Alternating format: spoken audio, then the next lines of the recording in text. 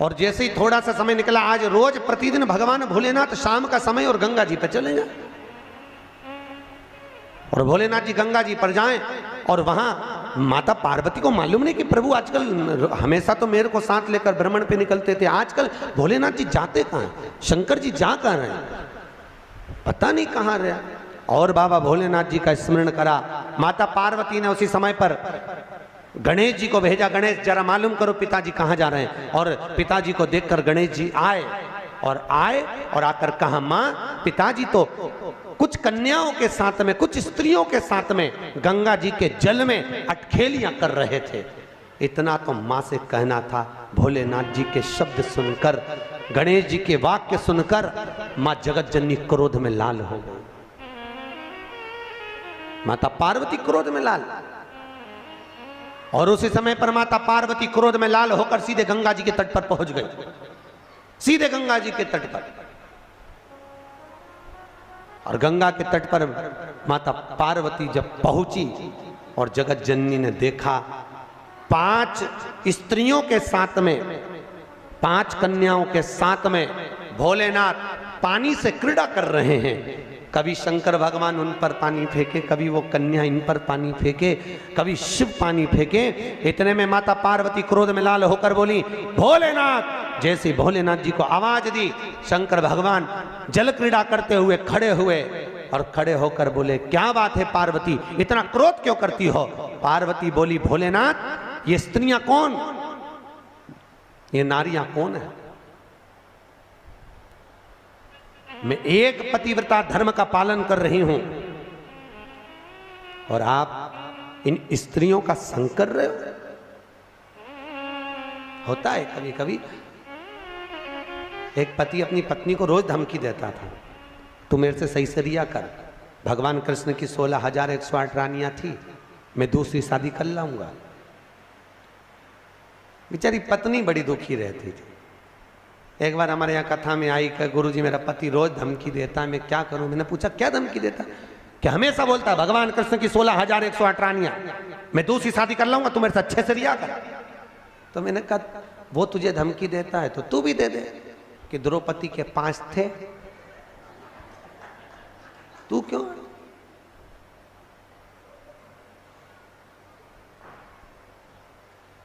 उसने, गुरुजी अब तुम चिंता मत करो, अब बोल। और दूसरे दिन फिर बोला, भगवान कृष्ण की 16,108 रानियां मैं दूसरी कर लाऊंगा। इतने में जूड़ा बांधती बांधती, देखना माताएं जब झगड़ने जाती है, लड़ने जाती है, जूड़ा बांधती। क्यों, क्योंकि मेरे हिसाब से ये जूड़े से एनर्जी मिलती होगी लड़ने में, पावर। अच्छा, पड़ोसन से 3-4 बार लड़ेगी ना तो 3-4 बार इसका जूड़ा खुलेगा, फिर बांधती बांधती बोल तो जरा बोल, मतलब एनर्जी, पावर, पावर होता है।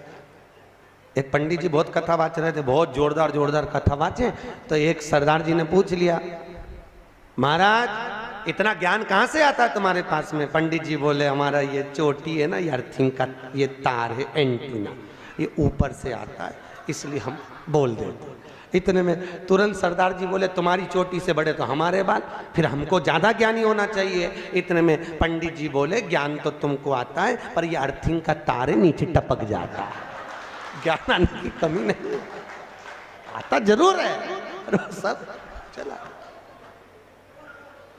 पाया, मना नहीं है। तो भैया कभी ना बोले। भगवान शिव जब अटखेलियां कर रहे थे स्त्रियों के साथ में, 5 स्त्रियों के साथ में अटखेलियां, तो भोलेनाथ जी के सम्मुख में पार्वती मैया ने कहा, आप ये 5 स्त्रियों के साथ, 5 कन्याओं के साथ क्या कर रहे हो, कौन है ये। मैं एक पतिव्रता धर्म का पालन कर रही हूं और तुमने ये क्या करा। भोलेनाथ जी ने कहा, पार्वती मौन होइए। पार्वती को क्रोध आया, केश माता पार्वती ने खोले। भगवान भोलेनाथ को लगा ये इन कन्याओं को मार देगी। तब भगवान शिव ने कहा, पार्वती चुप हो, ये मेरी 5 बेटियां हैं, ये मेरी 5 पुत्रियां। पार्वती ने पूछा, 5 पुत्रियां कब प्रकट हो गई प्रभु।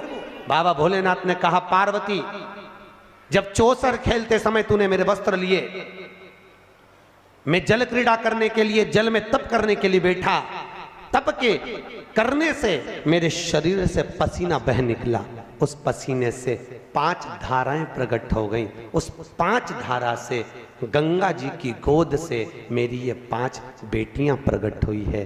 पहली जया, दूसरी विषहरा, तीसरी श्यामली बारी, चौथी देव और 5वीं दोतली। ये 5 कन्या शंकर जी की 5 बेटियां।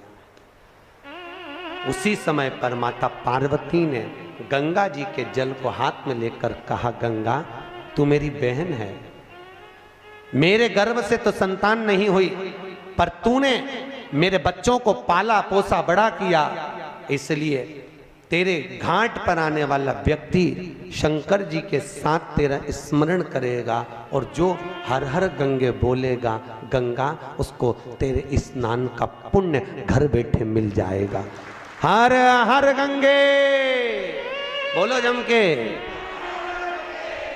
केवल गंगा के साथ उसी दिन से हर हर शब्द जुड़ गया और जिंदगी हो गई आपकी बोलते बोलते। आपको अभी तक नहीं मालूम होगा कि हर हर गंगे क्यों बोलते भैया।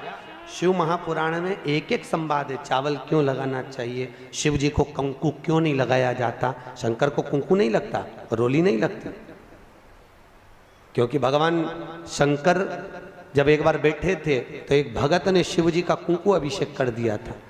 कुंकू अभिषेक करा, इतने में माता जगत जननी जगदम्बा उसी समय पर आ गई। पार्वती ने शंकर जी के ऊपर से रक्त की धार जब बहते हुए नीचे आई, भोलेनाथ जी के शरीर से रक्त बहता देखकर माता पार्वती को क्रोध आ गया। पार्वती ने उसी समय पर श्राप देना चाहा। शिव जी ने कहा, पार्वती उसने कुंकू अभिषेक करा है और तू श्राप दे रही है। पार्वती ने कहा, मैं जान नहीं पाई, पर भोलेनाथ आपसे वचन देती हूं कि आज के बाद आपके शरीर पर यह रक्त ना देखूं। इसलिए आज तक शंकर जी के शिवलिंग पर कभी कंकु नहीं चढ़ाया जाता, कुंकू नहीं चढ़ेगा। शिव जी को चंदन चढ़ेगा, हल्दी चढ़ेगी, अष्टगंध चढ़ेगा, गुलाल चढ़ेगी, अबीर चढ़ेगा, पर कुंकू शंकर को कुंकू नहीं। जैसे अधिक मास के महीने में, अब ये जो अधिक मास आ रहा है ना, आपके लिए तो लाभदायक है, समझ लो ये कथा।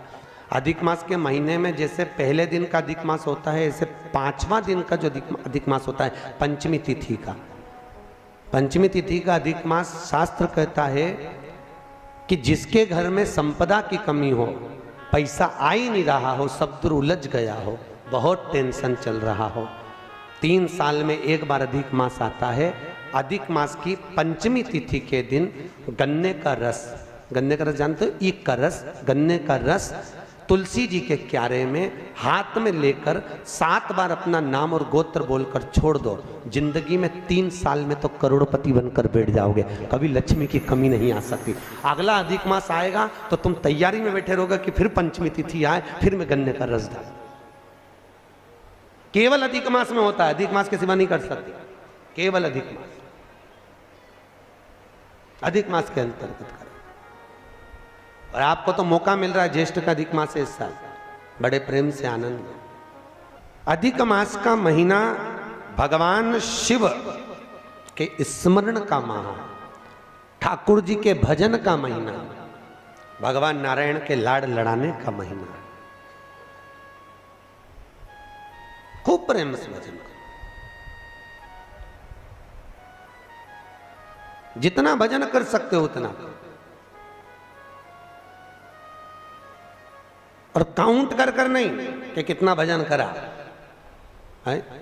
कई लोग हाथ में वो बटन दबाते रहते हैं, राम राम राम राम, काउंट नहीं करना है, कर लो जितना कर सकते हो। अधिक मास के महीने में जितना पुण्य कमा सकते हो कमा। भजन चित्त धरिए। आज शिव महापुराण की कथा कहती है, माता पार्वती के सम्मुख में 5 कन्याओं को देखकर गंगा जी के सम्मुख में जब बात प्रसिद्ध करी, तब माता पार्वती से शिव जी ने कहा, ये मेरी 5 बेटियां हैं। पार्वती जी ने 5 को गले से लगाया। भगवान भोलेनाथ बोले, पार्वती ये जल की तरंगों में प्रवाहित होने के कारण इनका शरीर सर्प की आकृति में रहेगा। सर्प की आकृति।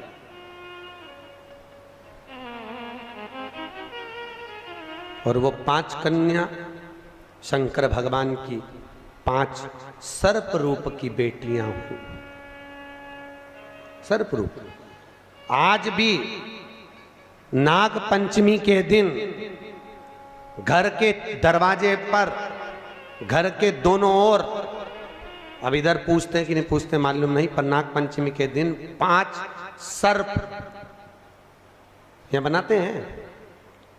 5 सर्प बनाए जाते हैं।